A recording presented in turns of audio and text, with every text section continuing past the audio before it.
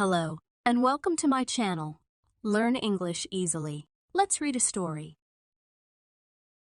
Part 1. The Mysterious Lady. One afternoon, I was sitting outside a cafe in Paris. I watched human life pass by, the rich and the poor, the elegant and the shabby. Suddenly, someone called my name. I turned round and saw Lord Murchison. We had been friends at Oxford University nearly 10 years before. We had not met since then. I had liked him greatly. He was good-looking, good fun, and honourable. He was also honest and frank. But now he looked anxious and confused. I tried to understand why.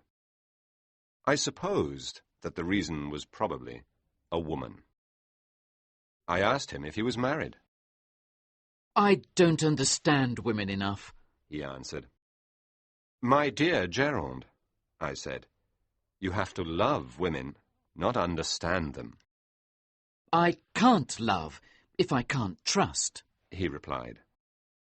"Gerald, I believe you have a mystery in your life, and you must tell me about it," I said. "Let's go for a drive," Gerald answered. "There are too many people here." We went to find a carriage. "No, not a yellow carriage. Lord Murchison said. Any other colour." We found a dark green one and went to a quiet restaurant. "Tell me your mystery," I said.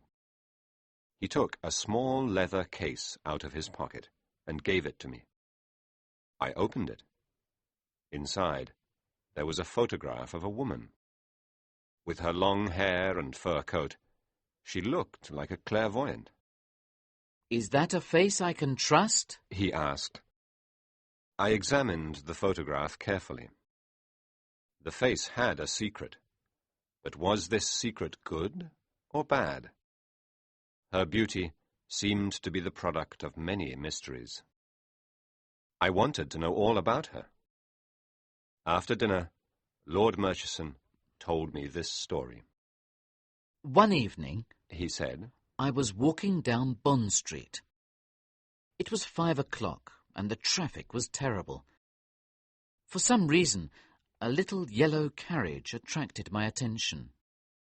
I saw inside the face I showed you earlier. It fascinated me immediately. I thought of it all that night and all the next day. I looked for the yellow carriage, but I couldn't find it. I began to think that it was a dream. A week later, I was invited to dinner by a friend. Dinner was at 8 o'clock, but at 8:30 we were still waiting to start. A guest was late. Finally, the servant announced the arrival of Lady Alroy. It was the woman I'd looked for the week before. Luckily, she sat next to me at dinner. I told her that I'd seen her in Bond Street. "Please, don't talk so loudly," she said. After this terrible start, she spoke very little. When she did speak, her voice was low. I thought she was afraid of someone listening to her. I fell madly in love with her. I was excited by her air of mystery. After dinner, I asked her if I could see her again. She hesitated and looked around. In a low voice, she replied, "Yes, tomorrow at 5:15. I asked my host for information about this mysterious lady. All I was told was that Lady Alroy was a widow and lived alone in a beautiful house in Park Lane. The next day, I arrived at her home exactly on time, but her butler told me she'd just gone out. I went to my club, unhappy and confused. I decided to write her a letter. Could I see her another afternoon? I had no answer for several days.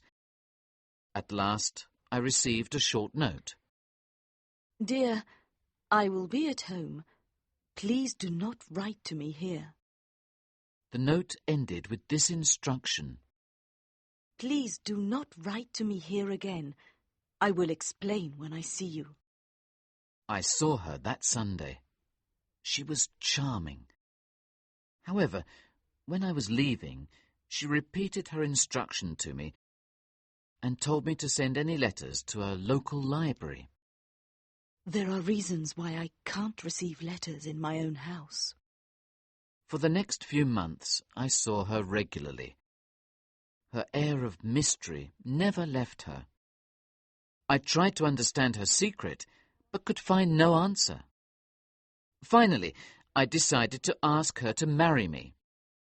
I was tired of my secret visits and the letters I sent her. I wrote her a letter. I wanted to see her the following Monday at 6 o'clock. She answered yes. I was incredibly happy. I was deeply in love with her. Now I know it was because of her mystery, or maybe not. No, that isn't true. It was the woman I loved. Did you discover her secret? I asked. Yes, I think so, but you must decide for yourself, he answered. Part 2. The Secret. On the Monday of our appointment, I was walking to her house.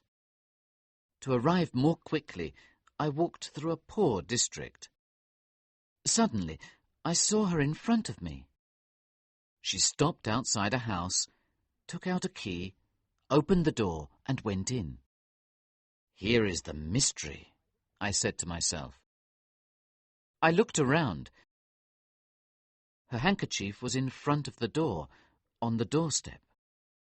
I picked it up and put it in my pocket. What should I do now? I decided to return to her house later that evening. At 6 o'clock, I visited her. She was as beautiful as ever. I've been at home all day, she said. I pulled out her handkerchief and gave it to her. You dropped this outside a house today, Lady Alroy, I said calmly. She looked at me in terror. I asked her what she was doing there. You have no right to ask me, she replied. I told her that I wanted to marry her. That gives me a right, I said. She began to cry. You must tell me, I demanded. I told her that she went to the house to meet someone. She denied it, but I continued saying terrible things to her. Finally, I left her house. She wrote me a letter, but I sent it back without reading it. I went to Norway. I had to go away. 1 month later, I read that she died of pneumonia. I loved that woman so much. Did you go back to the house in that street? I asked. Yes. One day I went back to the street. I had to know. There, I met the owner of the house. She was a respectable woman. She told me she let rooms, and one room was free. I haven't seen the lady who rents them for 3 months, she told me. Is this the woman? I asked her, showing her the photograph I have shown you. She told me it was. I told her that the lady was dead. What did she do here? Did she meet anyone? I asked. The woman told me she met no one. She sat and read books, sir. Sometimes she had tea. Do you believe the woman was telling the truth? Yes, I do, I answered. But why did Lady Alroy go there? My dear Gerald, I answered, Lady Alroy was a woman who loved mystery. She rented the room for the pleasure of going there secretly. She imagined she was a heroine in a story. But she herself was simply a sphinx without a secret. He looked at the photograph again. I'm not sure, he said. Thanks for watching.